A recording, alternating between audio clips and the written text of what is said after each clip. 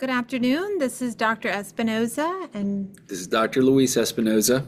we're here this afternoon to share with you a presentation inspired by a couple of patient cases, and we just thought it imperative that we kind of share what we know, share our skills for both patients and families as well as caregivers. Yes, a little community service, because once you start seeing something that keeps cropping up in clinic, then it's a sign that, hey, maybe there's questions that can be answered, family members that can go back and listen to this, and if it's of any help, that's what it's there for, and that's what this clinic is here for. Absolutely. Complete care of the patient, the family, the community. And we're going to go ahead and screen share, and I'm going to let Dr. Espinoza take it away.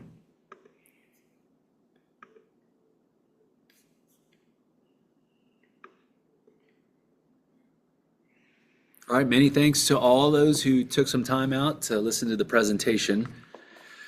So the topic is going to be on compression fractures.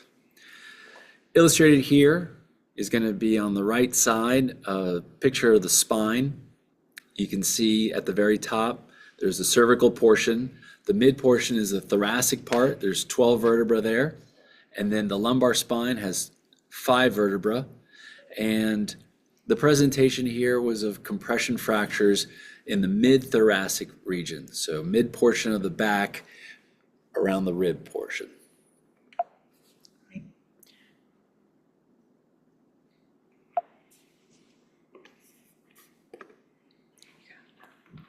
So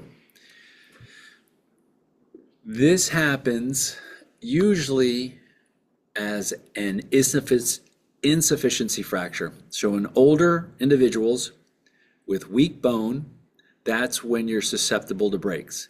The 3 most common body parts that will experience these type of brittle bone fractures are going to be in the spine. So the vertebra, the little building blocks is shown here, in the hip, and in the wrist. And so statistically, about 1.5 million people just in the US are going to have these osteoporotic weak bone fractures. And if you break those down, 700,000 are going to be in the spine, 300,000 are going to be in the hip, so falling, hip fracture, need to go in, have it rotted or replaced, and then 200,000 in the wrist. So women tend to be more at risk, especially for these spine fractures, and the average age is about 50 to 70 after menopause. And then the spine fractures are obviously the most common out of all 3. So symptoms, if you or a loved one, you have your mom, wife, someone who's been very active, and all of a sudden they have excruciating pain along the mid-back region, it might extend over towards the ribs, they're complaining of discomfort, can't move. Sometimes there's a traumatic event where they fell or sat down all of a sudden. Other times it could just be moving around or a lot of flexion and extension, and all of a sudden that pain comes on. So it doesn't have to be a sudden episode. It can be something that's gradually creeping in but getting progressively worse and very painful. Since the spinal cord runs there and there's nerves going out, that pain can be referred out into the chest region. It can be referred down to the legs or even up towards the upper back. Any kind of mobility, but especially flexion and extension, is going to tend to exacerbate the symptoms and make it more painful. And if anyone has had someone who goes through this, what you'll notice is more of a kyphosis. So what we're all kind of used to is the lordosis, kind of leaning back, a sway back. Kyphosis is going to be the curvature, the C curvature throughout the ribs going forward. So as you get these compression fractures, it's like everything's collapsing down and you're developing more of a kyphosis. That, as Dre will allude to, can impair your breathing function, your ability to take deep breaths, and can also lead to some pressure on the spine that radiates with numbness, tingling, or pain going down into your legs. And this is what they would look like. So on the right side, you have an MRI that illustrates the vertebra. So This is kind of a side profile view of the spine. Towards the top is the neck. You have that kyphotic curve that's accentuated because right there, yeah, right here is going to be a mild fracture that's compressed. Down low around T7, that's going to be a more compressed wedge fracture. And then if you keep going down, you even see more of a burst fracture. Burst fractures are a little more severe and can usually indicate more of a traumatic event because that bone actually shatters, and that can send some of the pieces back, leaning onto the spinal cord and around the nerves. If that happens, that is more of a surgical emergency that needs to be managed with a procedure and acutely. So risk factors, things that we can use to try to avoid this, or who's at most risk of developing this. So the older you are, the weaker the bones. Females tend to be a little more at risk and susceptible to these insufficiency osteoporotic fractures than males. History of previous fracture. So statistically, I'll show you in some slides coming up, if you've had one vertebral fracture, your risk of having a second one within 5 years goes up. So family history, personal history of breaks. Low BMI. So if you are on the thinner side, you may not have the muscle tone and the muscle mass to be able to absorb stress and protect you and decrease the stresses on the bone that can then lead to breakdown. Oral steroids. So steroids can be a wonderful adjunct and ways to manage pain, but it comes at a cost. Studies are coming out that steroid use can be cumulative, and if you build it up almost like radiation exposure, the more steroids that you take, the higher your risk of future osteoporosis, so weak bones, future risk of diabetes, and future risk of metabolic type syndromes. Smoking. So if you have a history of smoking, or if you are an active smoker, then that can also leach the calcium out of your bones, make them more brittle and susceptible to these fractures. Alcohol has been associated with poorer bone density and a risk of fractures. And then lastly, I could add a question mark, the GLP-1 drugs that everybody seems to know about or be asking about to try to help lose weight. Just in the recent American Academy of Orthopedic Surgery annual meeting in San Diego, a paper came out that actually was able to link GLP-1 use to increased fracture rates. It was like 3% in the controls that were taking the GLP-1s and 2.6% in the general population. So this is something new, hot off the press. This just happened a couple weeks ago in San Diego and is obviously something to keep track of. And part of the reason why is GLP-1s will work by decreasing your muscle mass. So again, that will decrease the stress that exerted across the bones. It'll decrease your ability to sustain and buffer stresses that can build up on the bone and lead to these fractures. So the diagram here pictures a fracture of T7. So again, you can see instead of having that rectangular shape, the forces have compressed. This is the front part of the body. Spine is through here, back part of the back and skin. And the force causes a compression and that disc just collapses down. So it becomes a wedge. Here you can see, based on the location of the bone, some of that can start to compress down on the spine. So if you have a compression fracture, if you've experienced a compression fracture, then statistically, literature shows that your risk of mortality, of dying within 5 years goes up by about 15% than if you had never had a fracture. The fracture itself can also alter your anatomy. So you can lose some of your height.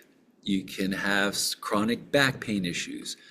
And as it collapses down, can decrease that lung space to make breathing harder.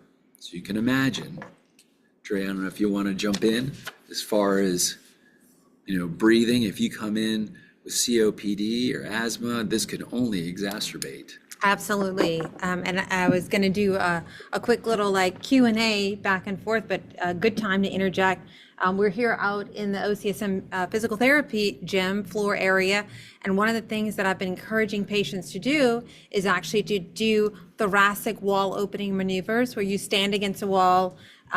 Of course, I'm not the specialist. Our physical therapists are definitely here for this specifics of that, but really kind of doing anything that you can, breath work, inspiratory capacity, maximizing the ability to really use what you have with that thoracic cage. And when we do have those more kind of hunched over body types, we can remaneuver that, but it takes some work. It takes some good active work.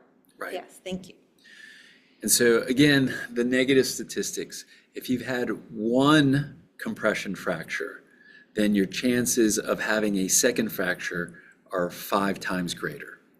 And the risk of having a hip fracture is 5 times greater. So this is kind of a shot across the bow.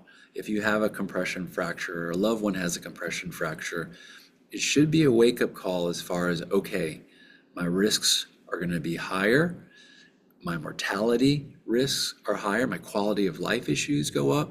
So then it becomes a matter of, okay, how do we manage it? And then how can we try to mitigate and prevent it or try to help protect ourselves from it? If you have a compression fracture, it's going to be very uncomfortable. And the majority of folks will come in with significant back pain that makes it uncomfortable to get in a position where they can sleep or get rest. So this is where bracing can come in. And there's different types of braces on the market. These are just a couple pictures that I took off the internet, but the basic premise is the same. So a TLSO stands for thoracolumbar spinal orthotic. And the basic principle is you want to apply, instead of a force that's causing you to collapse over, this is going to apply a force along the thorax and the anterior chest and along the low back lumbar region to try to help hold you up, support you. It's not going to correct that compression. It's not going to let that little wedge piece of bone kind of pop open, but it can help provide some relief, some stability, help you breathe easier, and maintain that position to decrease the pain as it's healing. If you can get out past the first 2-3 weeks, things tend to typically settle down and get better. And so medication is going to be important to help get loved ones and patients through this acute phase, usually again the first few weeks. Over-the-counter anti-inflammatories like Tylenol and Motrin may be good. Sometimes it's not enough, in which case you have to kick it up to a controlled substance such as tramadol, which I explain to folks and my patients is like a pseudo-narcotic. Still need a DEA number, still need to watch it. It can have some unwanted side effects. And if that's not enough, then a full-fledged hydrocodone or Percocet type medication can help for a short time in order to get you through this. In cases where there's a lot of significant pain that just doesn't resolve after 2 to 3 weeks, then you can consider surgery or intervention to help balloon open that break and support it. But again, we're dealing with weak, brittle bone, typically older patients, so you want to try to do no harm first and let the body help itself. But bracing can be an excellent adjunct.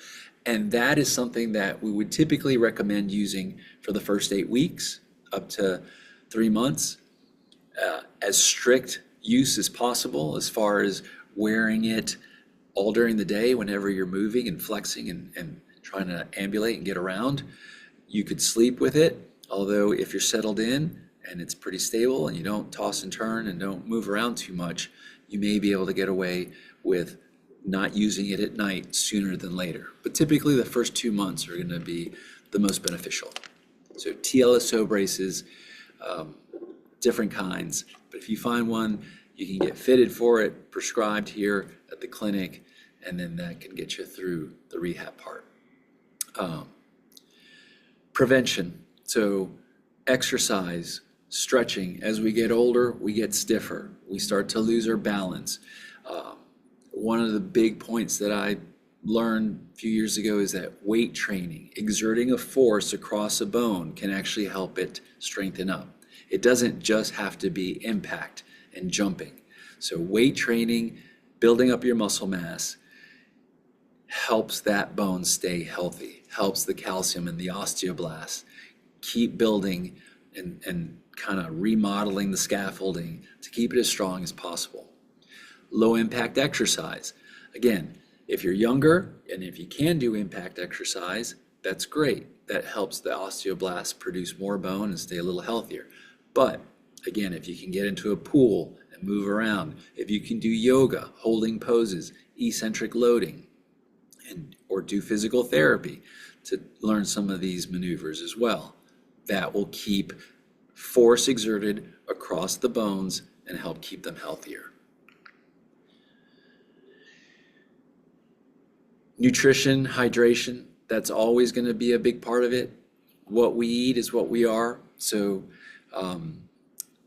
green leafy vegetables, spinach smoothies, kale smoothies, vitamin supplements, fruit, whole foods, things that you can actually see and recognize are going to be much better for your body than ultra processed foods that you get out of a plastic wrapper or that you would reach out of your window to get on a drive-through line. Hydration's important. Most of our bodies are water, and so same goes for the bone. That water, the good nutrition helps us stay as healthy as possible. And then last, rest and recovery. So if you have a compression fracture, it's going to be painful. It's going to limit you. The last thing you want to do is be bedbound or limited. Every time that you're out and not walking is 2 days of recovery to make up for that lost muscle tone.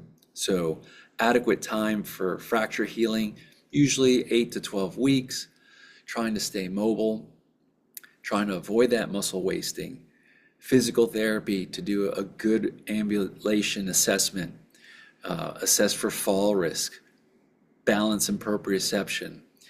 It's amazing what can be picked up with a good therapist and their assessments. And then they can help tune things up, but most importantly is teaching you ways to try to maintain that. And that's where Dre and I here at the clinic at OCSM have tried to really look at the whole picture, try to make it fun, try to make it sustainable. The full recovery could be up to 3 to 4 months. But if you just work on the recovery of the fracture and don't do anything to protect yourself, again, statistics show it's going to reoccur at other levels of the spine or along other body parts like your hip or your wrist. And one of the big things on this presentation, Andrea, I'll let you take it over, is I did not really touch upon the pharmaceutical treatment of these breaks. Having an assessment, especially if you fall into one of those risk factors for a DEXA scan, is useful. So talking to your primary care or your GYN, get tested. Those are markers. Those are indicators of where you are, just like a cholesterol test or a lipid profile or any blood work that you might have for your annual checkups. That's going to be useful information to help you try to figure out where are you in the whole spectrum of, do I have good bone, do I have weak bone, or do I have really, really weak bone? And that can help you if you fall or have any kind of injury. But the pharmaceutical part of it is going to be all of the injectables or the pills that are taken to help beef up that osteoblast formation. It does come at a potential risk. as far as affecting the GI, there's side effects, especially with the IV medications that can lead to bone necrosis, so dry sockets and jawline absorption. Thankfully, it's not a major issue, but that's why I tend to defer that to the internal medicine specialist, your GYNs, who have an interest, who can follow it and make sure that the whole picture is involved. Rheumatologist, And endocrinologist. rheumatologists, endocrinologists, absolutely. Wonderful. So we're actually going to, I think probably an interactive portion now should be, I feel like we should like just kind of talk this out because I had a couple questions and points throughout this. If Sure. that's okay. Okay, so we'll stop share here. And one of the big things I think that I would like to, let's see if I can get this back up. Very good. And see.